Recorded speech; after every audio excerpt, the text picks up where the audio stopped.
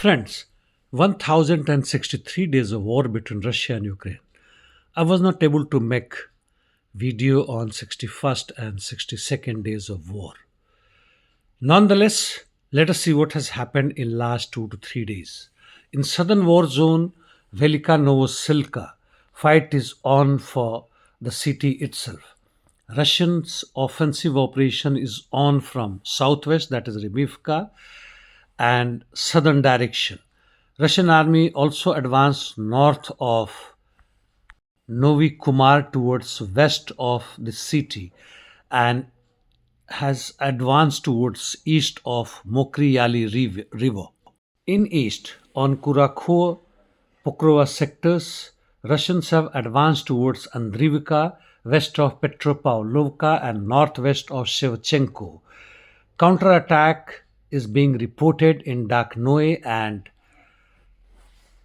adjacent areas. While Russians have advanced towards Novosargivka from eastern side, fight is also on in Uspenovka and Nazdinka.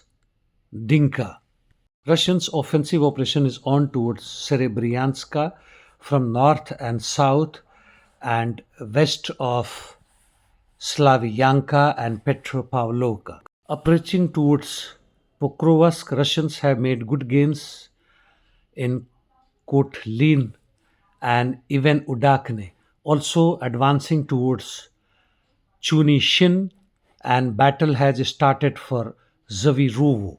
Russians have started advancing towards Shrilon from Yazenovka, bypassing Novoandrivka.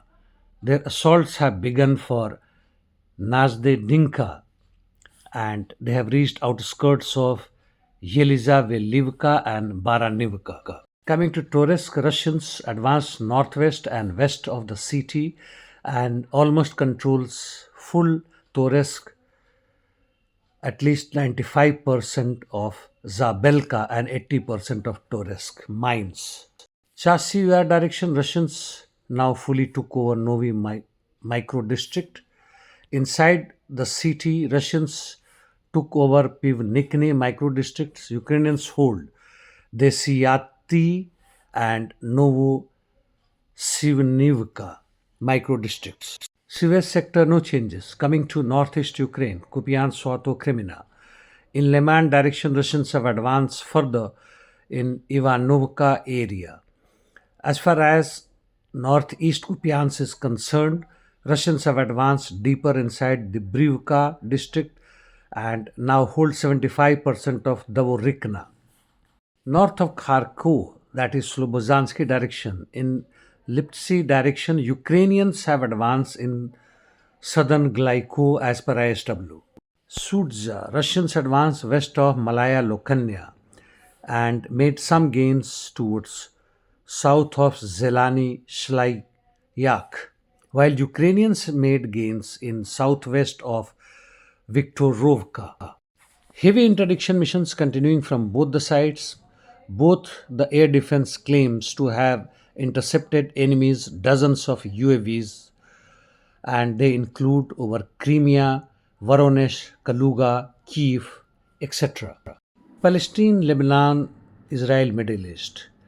Israelis have released close to 100 Palestinians while Hamas released 3 of their hostages. IDF has started withdrawing its troops from Gaza Strip, especially from southern direction, that is Rafah. It is learned that Palestinian Authority wants to govern Gaza Strip. PIJ claims that it has killed an IDF personnel in the meantime in eastern Gaza. I doubt Hamas will allow PA to start their governance here, forget about Western Bank. Last day, in the meantime, Houthis launched a ballistic missile at Israel Defense Minister's office. In Syria, Dir Ezor, tribals launch assaults on SDF. And it is yet to be seen how the situation turns here after Trump has taken over as US President. In the meantime, 2 Supreme Court judges of Iran were gunned down by some individual who himself suicided after that. Well, this is a general summary of what is happening in Palestine, Israel, as well as in Ukrainian Russian war. But the situation as it is unfolding after Trump has taken over, he has already passed few of his orders, like Gulf of Mexico will be known as Gulf of America, at least for the Americans, and federal death penalty is restored, and more only two sexes, men and women, will be known in the USA, others will not get any benefit. US may withdraw from Paris climate agreement again, and he did not mention anything on Ukrainian Russian war in his inauguration speech. Will America be great again? Well, let us see how it unfolds. But one thing is very clear, that American imperialism, in whatever momentum and whatever direction it was moving, will continue as before.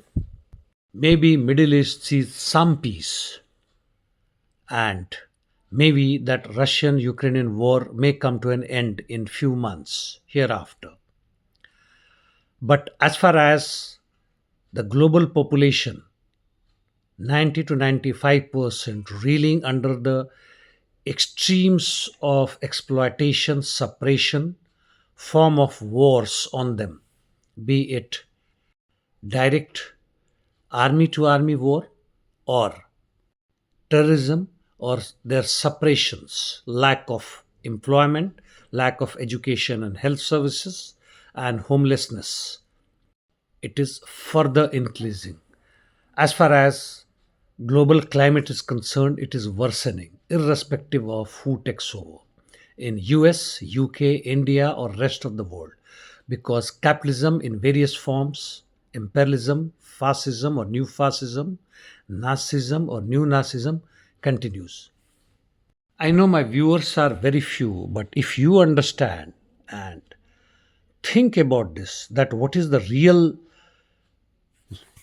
path leading to a real aim for the mankind, for the climate is, then the situation may change hereafter. Otherwise, we all are doomed. We all, in any case, have lots of faith in the fate. And that's all for the day, friends. See you tomorrow. Thank you.